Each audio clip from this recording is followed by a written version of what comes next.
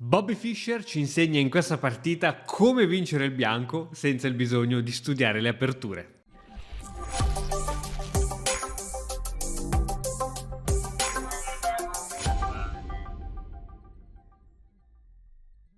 Buongiorno a tutti amici di Matto Scacco, questo è il sogno di tutti gli scacchisti, come riuscire a vincere una partita giocando un'apertura totalmente casuale. In realtà casuale non è, perché si scopre che poi c'è anche dietro una teoria dietro a questa apertura che adesso andiamo a vedere. Siamo nel 1970, ai lati dei bianchi il grandissimo Bobby Fischer, probabilmente il genio più genio di sempre. Dal lato dei neri non uno sconosciuto ma il buon Ulf Andersson. Andiamo a vedere l'apertura che utilizza Fischer. B3, quella che viene chiamata anche apertura Larsen, ma l'idea è molto chiara. Alfiere B2 si attacca subito il pedone centrale, cavallo C6, mossa naturale, si sviluppa un pezzo e si difende il pedone centrale, e adesso C4. Riesce a capire in che modo il bianco ha intenzione di posizionare i suoi pezzi? Questa spinta C4 serve ad impedire ulteriori prese di spazio al centro da parte del nero, e non voglio ancora spoilerarti l'apertura, ma perché fra poco ci arriviamo. Cavallo F6 e 3, penso che stai iniziando a capire. Alfiere in 7 A3, stai iniziando a capire cosa sta uscendo fuori. Forse ci sono ancora troppi pochi indizi. Rocco corto, donna C2, torre in E8, D3, secondo me hai capito in che apertura stiamo andando. Alfiere F8, cavallo F3, A5, alfiere 2, D5 e ora C per D5, cavallo per D5, cavallo BD2. L'apertura è praticamente quasi terminata, si tratta semplicemente di arroccare e posizionare le torri su colonne buone, e questo tipo di apertura che generalmente gioca il nero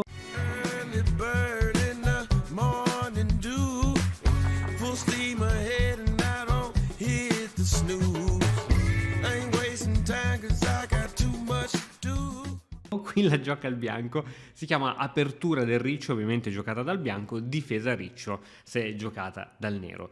L'idea è quella di non portare nessun pedone al centro, ricordiamo che il centro e il semicentro è dato da queste caselle verdi che ho appena evidenziato. Il bianco non porta nessun pedone sul centro, si mantiene su quello che viene denominato il piccolo centro, e in effetti il pedone, l'unico pedone che si porta poi abbiamo visto verso il semicentro, il pedone C, che poi viene cambiato col pedone D. Questa è una costante di questa apertura. E in realtà è un'apertura molto solida, perché se ci pensi bene, questi pedoni che ti evidenzio in giallo creano un muro per i pezzi avversari. Ora, tutte queste caselle che sto evidenziando in rosso, nessun pezzo del nero può andare lì a correggero su quelle caselle, perché sono iper controllate, sono controllate dai pedoni ma anche dai pezzi che ci sono dietro. Quindi la difficoltà del nero in questo tipo di apertura è capire cosa fare, capire come attaccare. Ma il bianco cosa vorrà fare? Arroccare lungo, arroccare corto, tenere al centro? Non si sa.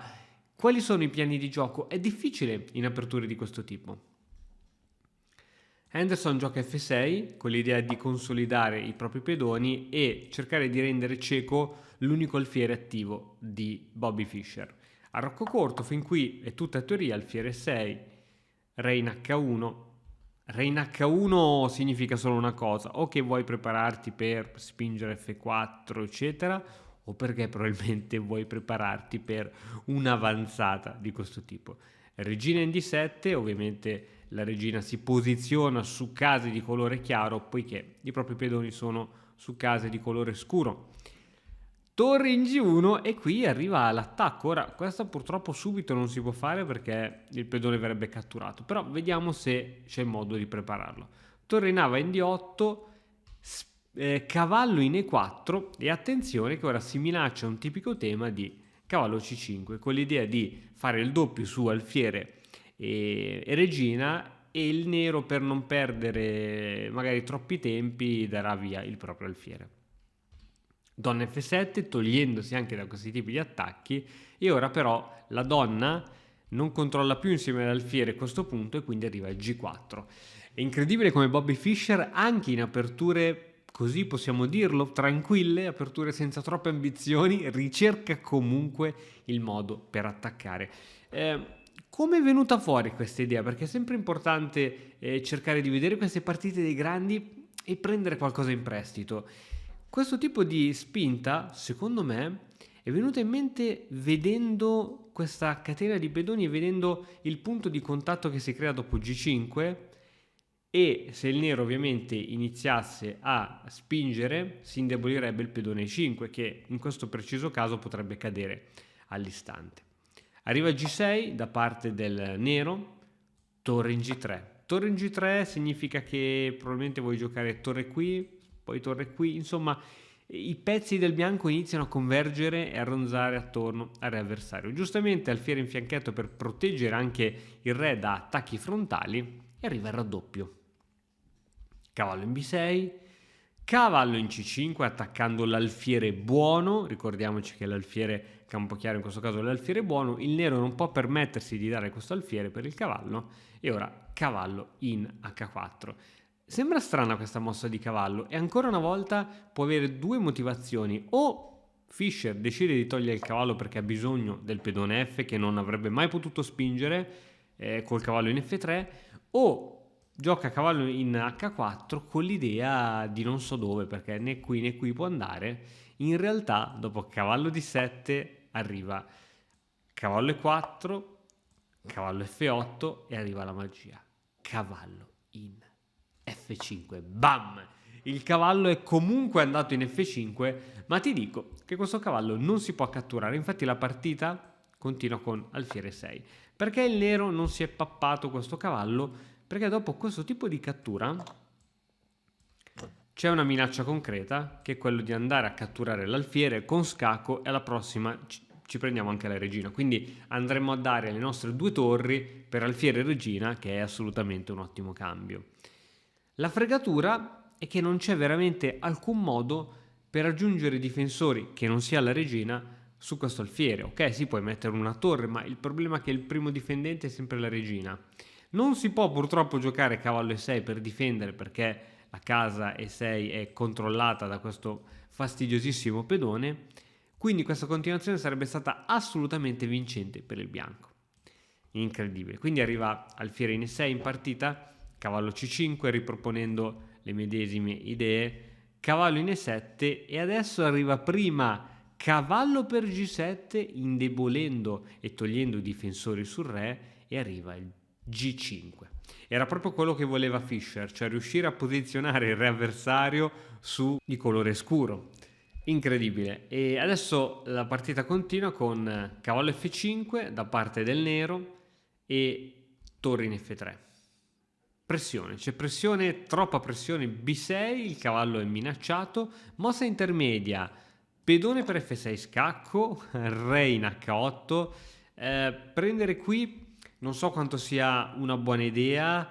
La regina è esposta, questo pedone debole, e io qui sono totalmente d'accordo con la scelta del nero, cioè quello di far sì che il pedone F6, è vero che è un pedone forte del bianco, ma un pedone che in qualche modo fa anche da scudo ai pezzi del nero. Questo è una strategia difensiva che ti chiedo di memorizzare, perché ti potrà tornare utile.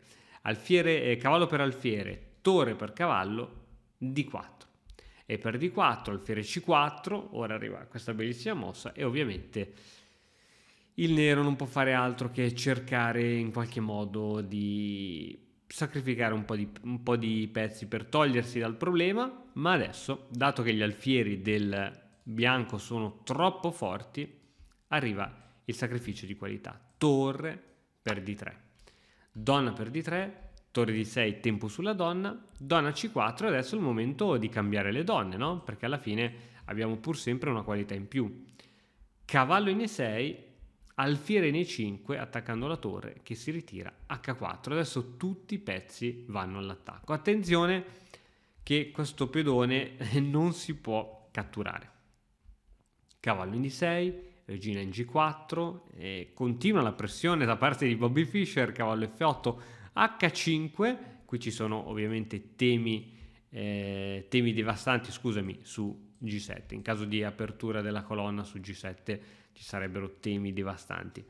cavallo in E8, E4, torre in D2, torre in H3, il bianco se ne infischia di quel pedoncino in F2, perché qui se riusciamo ad aprire la colonna succederebbe il disastro. Il re si toglie da eventuali aperture di colonna, ma comunque arriva H per G6, cavallo per G6, pedone in F4. E adesso arrivano cose spiacevoli. Re in F8 per togliersi dall'inchiodatura, regina in G5, la regina si muove per riuscire anche ad entrare in altre parti della scacchiera, guarda in qualche modo a raggi X anche questa torre, cavallo in D6, alfiere per D6, torre per D6 e ora F5. Comunque adesso F5 è devastante e su questa mossa il nero abbandona. Perché Henderson abbandona su questa mossa? Perché dopo aver spostato il cavallo arriva sempre regina in G7 e ora il nero avrebbe due possibilità. Se scappa qui io credo che ci sia di tutto, forse questa è addirittura ancora più forte di tutte, e in caso di cattura, scacco. È vero che il re nero può difendersi dietro al nostro pedone, ma qui avremmo addirittura il sacrificio su in H7, minacciando ovviamente lo scacco e la promozione, e in caso di cattura di torre arriva subito la promozione con matto alla prossima, credo. Quindi partita veramente devastante, e questa partita ci deve insegnare in qualche modo che l'apertura è molto importante, ma anche giocando un sistema universale, perché l'apertura a riccio, un po' come l'ippopotamo e altre, sono un po' dei sistemi universali che bene o male puoi giocare sempre, indipendentemente da quello che ci fa il tuo avversario. Possono essere interessanti perché escono fuori dalla solita teoria, possono cogliere il tuo avversario di sorpresa e possono creare situazioni molto molto carine. Spero che il video ti sia piaciuto. Io ti ricordo che fino al 26 di novembre sull'Accademia di Matto Scacco abbiamo il Black Friday, tutti i corsi sono al 30% di sconto, basta inserire il codice sconto BLACK30 2023 per accedere a tutti i corsi dell'Accademia. Bene, spero che tu ti sia divertito con questa partita. Io mi sono divertito moltissimo quando l'ho vista, ho pensato subito a quanto gli scacchi siano veramente fantastici. Un caro saluto e noi ci vediamo sempre qui prestissimo su Matto Scacco. Ciao!